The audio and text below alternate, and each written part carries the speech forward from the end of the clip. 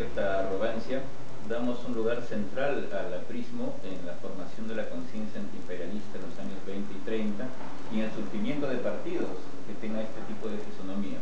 Tenemos una consigna a la que tenemos mucho apego, que es: el aprismo es doctrina de América Latina. Entonces, en tus estudios, digamos, de manera imparcial, ¿tú crees que hay algo de cierto en todo esto que afirmamos siempre con pecando un poquito de arrogancia? Sin duda, sin duda. A mí a veces me preguntan cómo es que llegué al APRA, cómo es que me interesé por un movimiento que en principio no es el de mi país. Y por cierto, en el origen o digamos, no en el origen, en el centro de mi interés por el APRA está todo el continente, está América Latina. Y esto es porque no creo descubrir nada si digo que estudiar la historia del APRA es una vía privilegiada, diría, para estudiar la historia de los movimientos populares y de la historia de las izquierdas en América Latina. De tal modo que efectivamente mi interés es, a través del APRA, conocer un poco de la evolución político-cultural de la historia de nuestros movimientos políticos en todo el continente. Tú tienes un estudio muy interesante, que aquí lo hemos leído bastante, que se llama El joven Seoane, y tiene que ver con la época en que Seoane, siendo fundador del aprismo, incluso autor del libro Con el ojo izquierdo, que es nuestro libro de identidad, él está muy vinculado a Alfredo Lorenzo Palacios y a la ULA, Unión Latinoamericana, y él logra, me parece, vertebrar muchas iniciativas continentales en una época en la cual no está cerca de la torre, está en México o está en Europa, y tiene una inmensa labor en el sur y que nos falta incluso conocerla bien entre nosotros, así como falta conocer bien la gran labor que hizo Magda Portal en Centroamérica. ¿Qué nos podrías decir un poquito para ayudarnos a comprender y para releer tu ensayo? Efectivamente, que en los años en que Manuel Seoane está en Argentina, logra rápidamente ubicarse en un lugar de mucho prestigio y respeto en su generación, en las figuras de la década del 20, a partir de una militancia y de una acción muy intensa. Yo en ese artículo que citabas señalo, por ejemplo, cómo Seoane podía irse un día a Montevideo, al día siguiente dar una conferencia en Buenos Aires, luego al día siguiente irse a Rosario. Bueno, ese dinamismo es uno de los elementos centrales que le permite a Seoane y también a Heisen, que es la otra figura importante que yo trabajé en los años 20 en Argentina, construir un lugar importante realmente de esa corte. Por ejemplo, Heisen, apenas al año de haber llegado, consigue ser el primer no argentino que dirige la Federación de Estudiantes de la Ciudad de La Plata, que era una ciudad muy importante en la historia del movimiento reformista universitario. Entonces, digo, toda esa serie digamos, ese ethos, yo lo llamaría así, ese modo de concebir la relación entre teoría y acción, de algún modo se salía un poco o aportaba algo que no estaba en el ambiente bastante más tranquilo de los años 20 en Argentina, un ambiente que era culturalmente interesante, pero que políticamente, incluso varias figuras del propio proceso reformista universitario argentino decían faltaba algo, y allí Seoane y Heisen y otros también, ¿no?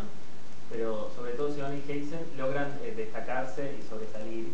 Y bueno, y efectivamente, como decías en tu pregunta, Seoane se transforma en una figura admirada en algún sentido casi a la par que Haya de la Torre, por lo menos en esos primeros años en el Cono Sur.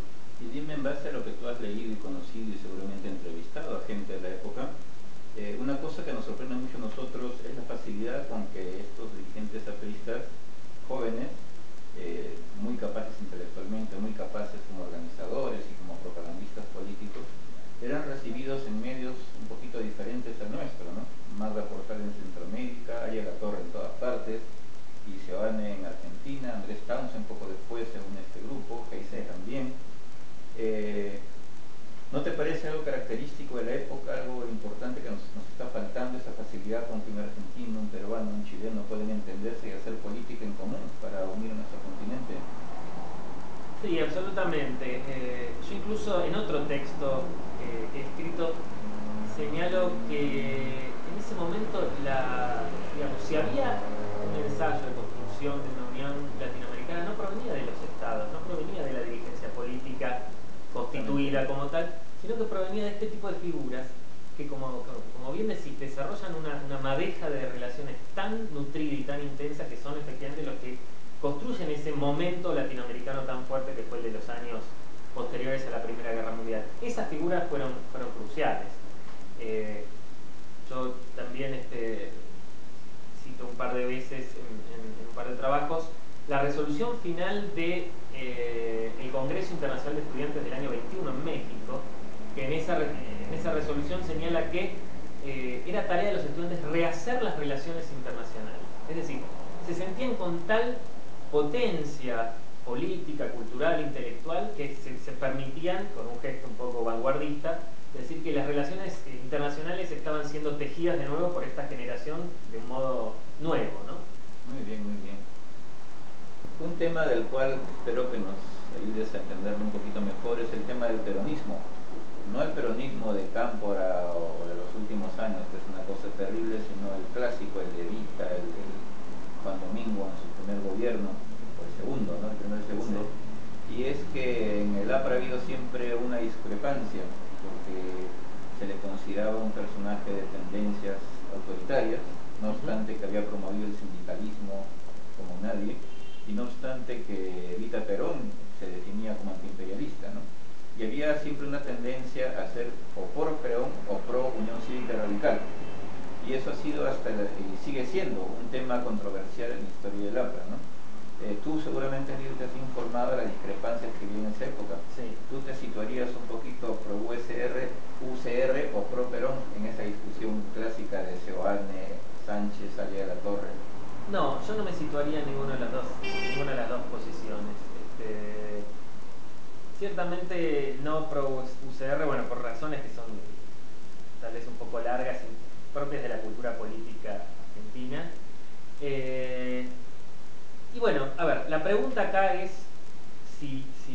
digamos, si es legítimo establecer que hay una familia de movimientos nacional populares en las cuales es posible incluir al APRA, al peronismo y a otros movimientos. Y en ese sentido, ¿qué relación efectiva hay entre el APRA y el peronismo? A mí me interesa, y es algo que no he investigado demasiado, salvo algunas cosas que he leído, por ejemplo en las memorias de Sánchez, que son muy ricas en ese sentido, las relaciones efectivas establecidas entre apristas y peronistas. Pero es un terreno que me parece que merece ser mucho más investigado. Ahora, pero si nos salimos de las relaciones efectivas, la pregunta, digamos, más teórica, o más, digamos, a nivel de modelo, entre la relación entre ambos movimientos, bueno, es una pregunta que amerita mucha discusión. Yo, sin embargo, creo que hay una diferencia crucial a favor del APRA respecto al peronismo, que es precisamente, digamos, el APRA surge, por eso yo diría, en la relación entre peronismo y radicalismo argentino, yo estoy fuera de ambos, porque yo provengo y me sitúo en el campo de la cultura de izquierda en un sentido amplio.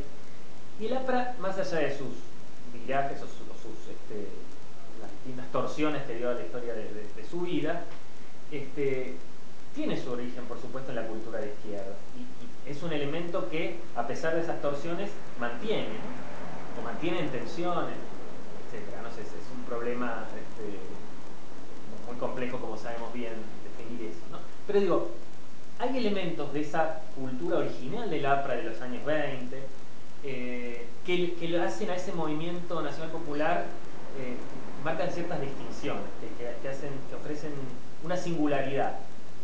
Para decir una sola muy evidente, el lugar que sigue teniendo los intelectuales dentro del APRA, ¿no? Digo, por lo menos en las primeras décadas, ¿no? Ese no es un lugar que haya tenido el peronismo, que ha sido un movimiento más claramente anti-intelectualista.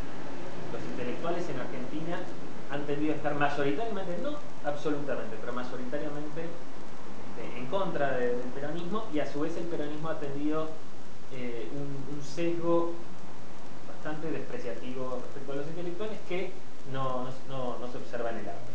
Me parece que lo hace más, a mi modo de ver, más interesante. Digo esto más allá de todo lo que se podría discutir de las derivas posteriores del APRA, si ha habido generaciones de relevo o no de la primera generación, uno tiende a pensar que no tanto, etc. Tengo entendido que también estás estudiando las memorias de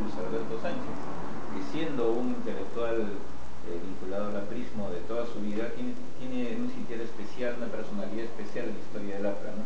¿Qué impresiones tienes de Sánchez? ¿Qué has leído sobre él? ¿Cómo estás encaminando tu reflexión sobre sus memorias? Bueno, en principio es un trabajo que recién estoy comenzando y como sabemos bien, meterse al universo Sánchez es meterse en un universo. Digo, realmente reconozco que conozco una porción limitada de los textos de Sánchez que sabemos que son muy abundantes. Lo que te puedo decir es que leyendo las memorias de Sánchez encuentro unas memorias muy ricas, por todo lo que ofrece para, digamos, uno podría decir que las memorias de Sánchez son una versión de la historia del siglo XX en América Latina, ¿no? Debe haber pocos personajes que hayan tenido tantas relaciones con tantos intelectuales y políticos de todo el continente, ¿no? Eso ya de por sí las hace fascinantes. Sobre el resto, sobre un balance más acabado de Sánchez y de sus memorias, te puedo contar una vez que me adentre más y que pueda tener algo para ofrecer. Muy bien, gracias Martín. Y